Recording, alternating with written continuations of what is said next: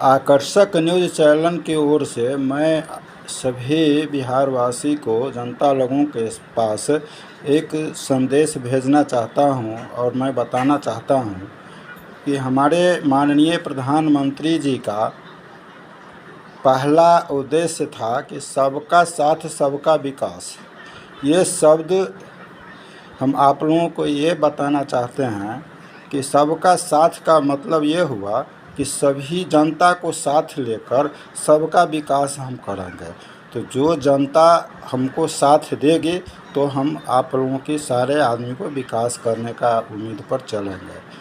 तो यह कहना है कि अभी सरकार आप लोगों के सहयोग से जीत करके अपने विधानसभा से गया है। पटना में सभी आदमी शपथ ग्रहण ले चुके हैं।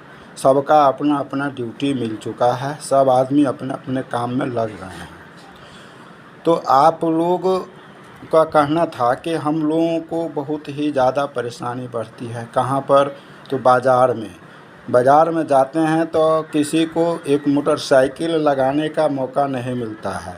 खड़ा अगर आप हो जाते हैं किसी के दुकान पर तो आपको वहाँ पर खड़ा नहीं होने दिया जाता है, क्योंकि वह अतिक्रमण कर चुका है। कौन?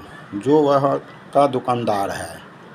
और वह दुकानदार आप लोगों को 2 मिनट के लिए खड़ा होने में सक्षम नहीं होने देता है, क्योंकि वह अतिक्रमणकारी है। वह अतिक्रमण करके रोड को छेद चुका है और आपको वहाँ पर खड़ा होने का मौका नहीं दिया जाता है, अधिकार नहीं दिया जाता है।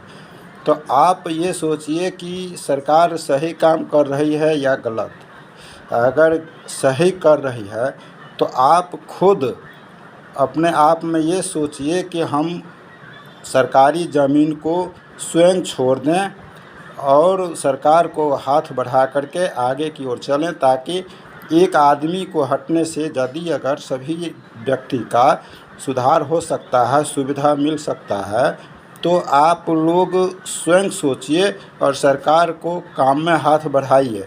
क्योंकि सरकार एक आदमी को सुख सुविधा को देख करके नहीं चलती है। ये सारे व्यवस्था और सारे जनता के लिए वह सरकार आगे की ओर बढ़ना चाहती है। ज़रा सा थोड़ा अगर कोई न कोई विरोधी में आकर के कुछ न कुछ अनाप शनाप बोल जाता है तो उसके पीछे आप लोग सरकार का विरोध करना शुरू कर देते हैं। क्यों? कि आप उसमें थोड़ा सा अतिक्रमणकारी बन चुके हैं, क्योंकि सरकारी ज़मीन आप ले चुके हैं। तो कहने का मतलब यह है कि भगवान श्री कृष्ण का कहना था कि क्या तुम्हारा है, क्या तुम्हारा था, क्या तुम्हारा होगा। तो न आपका सरकारी ज़मीन कभी हुआ है, न कभी होगा और न है। तो आप उस संपत्ति से न्यारा होकर के आप लोग अपनी सुख और सुविधा सरकार की ओर से देखिए और सारे जनता के प्रति सुख और सुविधा सोचिए। सरकार कहीं भी काम करती है तो आप लोगों के पक्ष में ही करती है, जनता के पक्ष में ही करती है। सरकार वहाँ पर निजी संपत्ति, निजी घर द्वार नहीं बना पा रही है। आप लोगों के लिए सुख सुविधा में ही पर करके आपकी सुविधा कर रही है। अतिक्रमण का मतलब ये हुआ कि सरकारी संपत्ति को सुख और सुविधा दीजिए। और समझिए, आप लोग इस आक्रमणकारी को बुरा मत समझिएगा, क्योंकि सरकार आपकी मदद हमेशा के लिए तैयार है और तैयार रहेगी। आप लोग अपने आप में समझिए और समझाइए लोगों को कि भाई अतिक्रमण जो है सो सरकार सही तरीक़ा से हटाने की उम्मीद में लग चुकी है और लगी रहेगी। ये किसी पर्सनल आदमी का विरोध नहीं है। आप किसी का सरकार का विरोधी में नहीं हैं, क्योंकि सरकार सबके लिए सुख और सुविधा सोच रही है।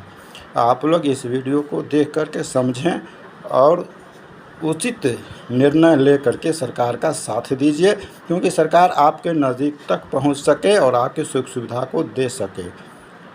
जय हिंद, जय भारत, जय मिथिला, जय बिहार।